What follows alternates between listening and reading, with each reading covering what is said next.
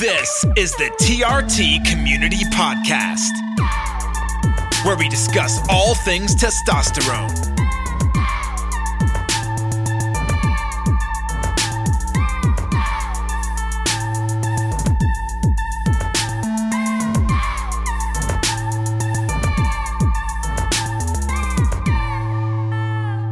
What's going on, guys? This is Brandon with the TRT Community. Before we get into today's topics, I want to talk a little bit about my personal life, my physical workout routine. Most of you know or have heard that, I haven't worked out in quite some time. I've been on TRT. I'm not here to be, the ripped ab guy. I'm here because I'm a father that struggled with fatigue and all kinds of what's the word? Concentration, focus. Well, I guess that doesn't really prove that I'm on TRT if I can't focus. Concentration, focus, memory issues, that kind of thing. And, I used to work out quite a bit and haven't in the last 4 years or so. Just started back up. I'm being tutored by Joel Staley, Dads Who Lift. He's a great guy. I'm doing his 6-week shred program right now. Before I keep going, I can hear the microphone. I can hear noise in my headphones. So I'm all out of sorts today. Usually I have an episode recorded by Tuesday. It is Sunday night. Published day is tomorrow, Monday. I'm like hand holding a microphone here in my bedroom. My daughter's in the next room watching cartoons. I can hear them in my headphones. I don't know what this is going to sound like. Hopefully it'll be, at least somewhat beneficial for some one person out there. If it is, to you, one person, subscribe to the show, rate the show. That's how other people can find this ridiculousness and terrible audio quality. I can't hold this microphone still. I can hear the cable is like scraping against the floor. You hear that? You hear that? Yeah. Sorry. So, I've been working out and, the first week was kind of rough. The last 2 weeks, not last week, but the 2 weeks prior to that, I spent just kind of getting some like rough estimates on some max lifts just so I could know what to plug into a calculator and figure out what I needed to be doing. And it was rough. I think my bench was like 265, 275, somewhere in there, which, I'm a big guy, so that's not impressive for me. A lot of you smaller guys, it might sound heavy, but it's not. So, back 4 years ago, I could military press more than that. So, anyway, so it's been kind of a humbling experience, jumping on Joel Staley's program. It is super high rep. It's like a 15-12, 10-8 scheme. I get that they're only 15-12, 10-8. Are there only 4 sets? I thought there were 5. Anyway, it's high intensity. So first week was pretty rough of that. Jumped on and did strict press, started at 115, then bumped up to 125, 135, 145, and I didn't make it. I had to drop back down to 95, or drop down to 95, and stayed there for the duration of the workout. And when I say duration, I mean for the rest of the strict press and for upright rows and for bench press. I was at 95 pounds. My arms were toast. My shoulders were done. I just worked out with 95 pounds the rest of the workout. So kudos to Joe. He is... He's whipping me into shape. I'm also trying to get out, and I called him Joe. His name is Joel. Kudos to Joel. Trying to get out and sweat every day, whether that be working in a garden or going on hikes, that kind of thing, and trying to eat kind of clean. So we'll see where this takes me. I'll keep you guys updated. Next, I had recorded this big long thing about a Facebook group member that had recently been kicked out and then lit me up on Messenger, and I wasn't naming his name, but it just felt a little gossipy, even though I didn't mention his name. So I want to just touch on this.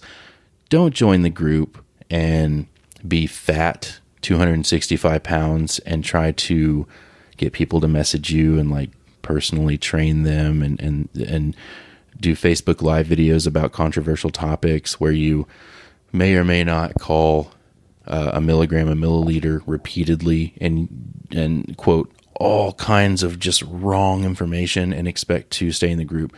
If you're one of those guys that's got like a boisterous, loud voice and you're just throwing out misinformation or bro science that's just backwards constantly and people are believing you, you're going to be removed from the group. So there's no need to blow up my inbox whenever that happens. Don't be a jerk. If you're a douche, you're out. 3.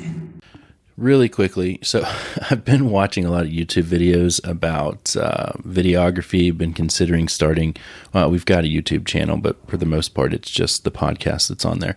Been considering hopping on YouTube and trying my hand at that, see if we can reach a different audience. So I've been watching a lot of videographers' content, and one of those, you probably have heard of him, his name is Peter McKinnon. So I wanted to just acknowledge that, yes, I realized that when I started this show, I was emulating Peter McKinnon, and it was unintentional, but now looking back, like, I've probably watched 100 of his videos this week, and, you know, he always starts with that, "What's up, guys?" So I like it. It's catchy, and I think I might just steal it, but it's not stealing because I'm giving him credit, and maybe I'll give him credit every time, but he's such a high energy guy. I feel like it's kind of affecting me this week. Like he puts me in such a good mood because he seems to always be in such a good mood. So anyway, next. So let's get into it. Does needle size matter? The short answer, this isn't short, it's yes and no. It does matter, it doesn't matter. So you can inject with an 18 gauge or you can inject with a 31 gauge. There's not really a right answer. Guys ask all the time, what size needle should I use? There's not a right answer. There are some things to consider, but what they end up getting when they ask this question is two different trains of thoughts. You got the old school guy that just wants to stick in the harpoon, the 21 gauge, 23 gauge even, and just be done with the injection and move on. And then you've got the guy that wants to use the smallest needle you've ever seen just for argument's sake. I would just say there's no right answer, but there are some things to consider. So what should you think about? If you don't want to take 30 seconds to push the medication, then use a smaller gauge, a smaller number, larger needle. If you don't mind taking 30 seconds to push the plunger, then you can get away with a 27, 29 gauge needle. And it's just that simple. If you're doing intramuscular injections, I would recommend smaller or, larger number, smaller needles to minimize scar tissue formation. You can draw testosterone with a 29 gauge needle without heating up the vial. So there's no reason why you can't use a 29 gauge needle. So I guess, I'm one of the guys that just leans towards larger number, smaller needle, because you can get away with it. And if I can get away with a smaller needle, why wouldn't I? It just doesn't make sense otherwise. Some tips, if you're doing sub-Q, take your time. I do it last thing before bed. I'm not in a hurry to get anywhere. Takes me maybe 25 to 35 seconds to push, close to half of a milliliter of test through a 27 gauge needle, and it's no big deal.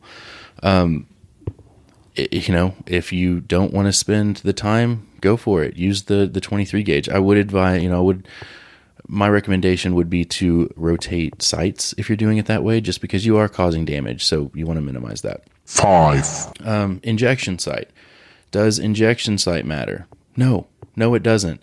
Guys ask all the time, can I inject my pec? Can I inject my calf? Yeah, go for it. It's not going to do you any bit of good. You're using a slow acting ester. It is not going to change one bit. It's going to hurt more, or maybe it'll hurt less, depending on what you're talking about. But, glute, delt, quad, belly fat, calf, pec, bicep, whatever. It doesn't matter. It's all going to do the same thing. You're not like increasing, I guess the only benefit you'd get is maybe you're stimulating the blood flow to that area just from the needle stick. So if you're going directly out to work out, maybe you get a little bit more of a pump because it's kind of like slapping your muscle. It causes the blood to pool.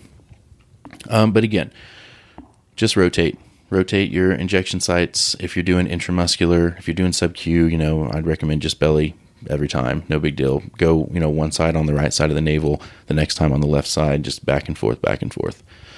Sum it up. Don't be a jerk.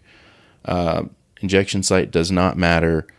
And needle size. Just choose for yourself. There's no wrong answer.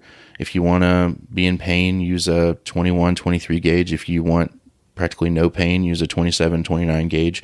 And if you like that middle ground, then use a 25 gauge, whatever. There's no answer. So you don't have to feel overwhelmed by all of these tiny little details. that is all I'm going to record today.